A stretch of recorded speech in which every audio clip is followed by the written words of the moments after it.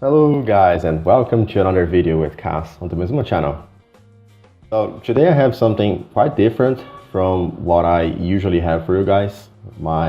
It's not a general purpose kind of machine, it's very specific indeed. So what this is what this was, I should say originally, was a system designed by TangoTek on the Hermitcraft server, where he basically wanted to build a item shop kind of thing. So what he did there was a building that looks like a firework shop, and yeah, it had this glass section here in the middle, which is an item elevator, and he would have a spiral staircase around it, so yeah, he would be able to move around. And also he was able to pick up whatever amount of firework rockets and just put them inside this thing. And once they would all move up inside the roof, there was a proper storage here, and the rockets would remain stored here until a random event would trigger a system inside the roof with this very restricted area and actually fire the fireworks, which was really cool. So I got inspired by his system and tried to reproduce it here and add a few things that I found to be cool actually. So the first thing I made was I made it seamless. So if you're flying around here, you wouldn't see a hole on top of the roof. And the second thing that is visible, at least, is this lamp here. And what it does is it indicates if the storage is full or not. So if you're walking by this building and you see this lamp off, it means that you need to load the system. So why don't we do that? Because I bet you guys are dying to see this working. And this is really fun, I promise you. And while this thing loads a little bit, you can also see that the lamp is already on, indicating that we actually have something in the storage. And I'm using my alternative version of my item elevator here. So this version is not tileable, but it's a little bit safer since it uses this repeater on 2 ticks. Which basically ensures that this piston will always reset. So no problems with chunks being unloaded and things like that. It will always reset and work properly.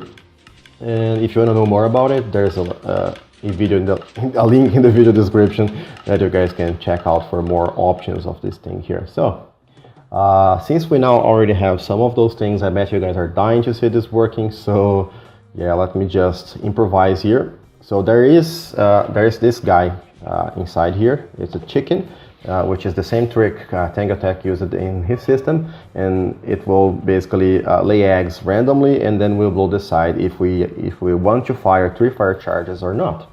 And here I just disconnected this chicken from the system, and I hooked up this button so we can test it manually, so you guys can see and don't have to wait. So let's just press this button. And there we go, guys. 3 fireworks, and it opens and it closes. Let's see the opening and closing of this thing. So it's really quick. And let's do this again. I honestly can't get enough of this. This is really fun. This project was a lot of fun to work on, and that's basically all this does. But of course, it will do it automatically once the random thing happens. And there's a lot of things going on inside this thing, so I think I should uncover all this thing here and show you guys how everything here works actually. Wow. Alright guys, so this is it. It looked like a mess, and I don't even know how I managed to do all this thing with the seamless thing. So never mind those pistons up here. Let's focus on what really matters here. So I used a chicken here, just like Tango did, but I used it differently because there was a problem with getting rid of the items, and of course there are a lot of options. And in this case, I also decided, just like him, to not care about the item. And what I did here is I used one of the weighted pressure plates here. You can see the golden pressure plate underneath the feet of the chicken here. And what it does is it will register that there is one entity there, which is exactly the chicken. So this is why we get signal strength level 1. And once it lays an egg, we will get signal strength level 2, which means that this guy is going to get powered. So this is where we make the random choice.